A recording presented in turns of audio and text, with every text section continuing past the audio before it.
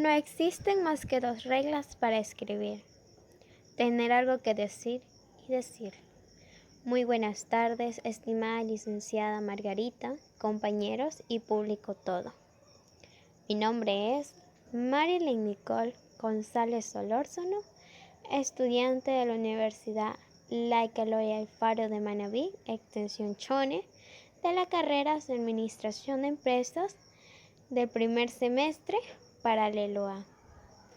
En esta ocasión les voy a hablar de la argumentación y la derivación. Debemos de saber que la argumentación viene del latín argumentum, compuesto del verbo arguere, dejar en claro, y el sufijo mentum, mento, instrumento, medio o resultado. ¿Qué es un texto argumentativo? Muchos nos preguntaremos. Más bien, debemos estudiarlo para lograr entender qué es este texto. Un texto argumentativo es un tipo de escrito que expresa coherencia a través de razonamientos que refutan o justifican algo a fin de persuadir al lector. Puede expresarse de manera escrita o como oratoria argumentativa, con el fin de convencer al lector u oyente sobre un tema en particular, mediante planteos, argumentos basados en la lógica y en la emotividad. Un texto argumentativo expresa las ideas, las opiniones, el punto de vista del emisor. A diferencia de otros tipos de textos, como el científico, el narrativo o el jurídico, que son imparciales a cuanto a la subjetividad del emisor. Ahora voy a darles un breve ejemplo de un texto argumentativo. Primeramente, para darles este breve ejemplo de una poesía, vamos a saber o identificar qué es el arte poética. Sí, si bien son textos escritos, estéticamente son también argumentaciones muy personales y subjetivas en torno a qué significa el hecho artístico y cómo se lo alcanza, elaboradas por actores de trayectoria reconocida. Por ejemplo, esta vez le vamos a declamar, o como ustedes le quieran ver o le conocen, vamos a decir Vicente Oudrovo.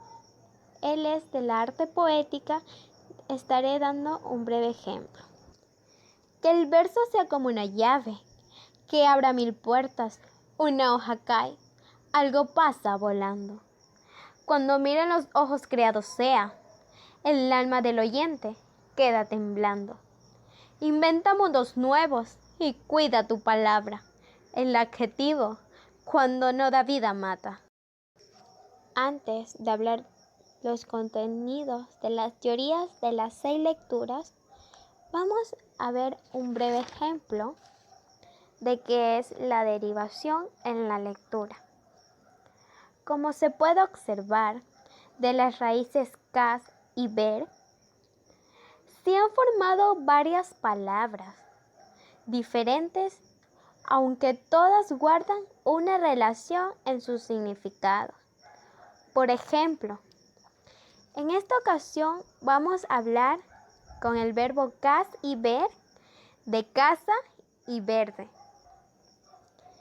Entre casa tenemos 4 ejemplos: casa, casilla, cacería, caseta. Ahora con el verbo ver: verde, verdoso, verdear y verdura. Ahora vamos a saber de los contenidos de las 6 lecturas.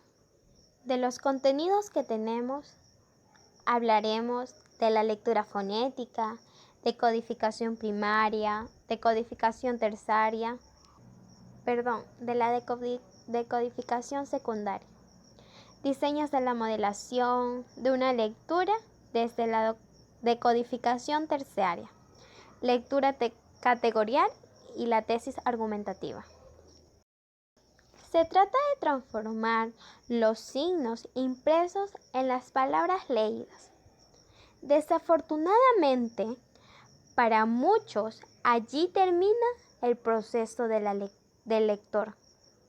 Y desafortunadamente, también allí termina la escuela, su enseñanza de la lectura. No nos detendremos en este.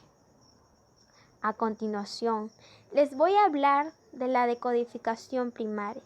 Se trata ahora de descifrar el significado de las palabras, es decir, recuperar los conceptos correspondientes a cada uno de los términos que componen las cadenas de acciones. En la decodificación primaria encontraremos 3 puntos muy importantes, que es la contextualización, la sinonimia y la radicación. La contextualización. Por medio de este mecanismo, rastreamos el significado de la palabra, valiéndonos del contexto. En la decodificación primaria encontraremos 3 puntos muy importantes, que es la contextualización, la sinonimia y la radicación. La contextualización. Por medio de este mecanismo, rastreamos el significado de la palabra, valiéndonos del contexto o entorno de las frases de las cuales está inscrita. La sinonimia. Mediante la sinonimia, el lector puede hacer coincidir el significado de la palabra. La radicación. Se trata a través de este mecanismo auxiliar de la decodificación primaria de descomponer la palabra extraña en elementos constituyentes. Ahora hablaremos de la decodificación secundaria.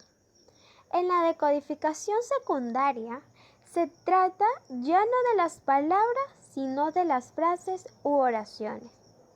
En esta ocasión hablaremos de 3 importantes puntos, que es la puntuación, la pronominización y la inferencia proposicional.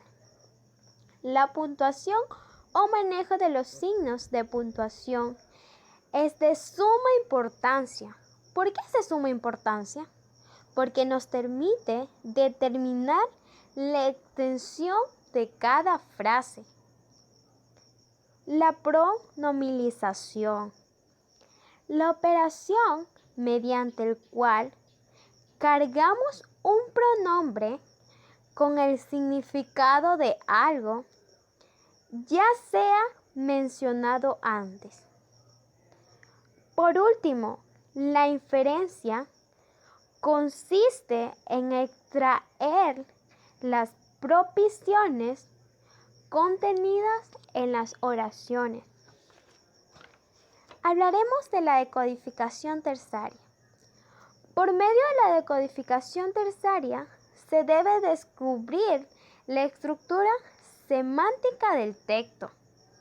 La lectura categorial se explica primordialmente a los ensayos. Y por último hablaremos de la lectura metasemántica.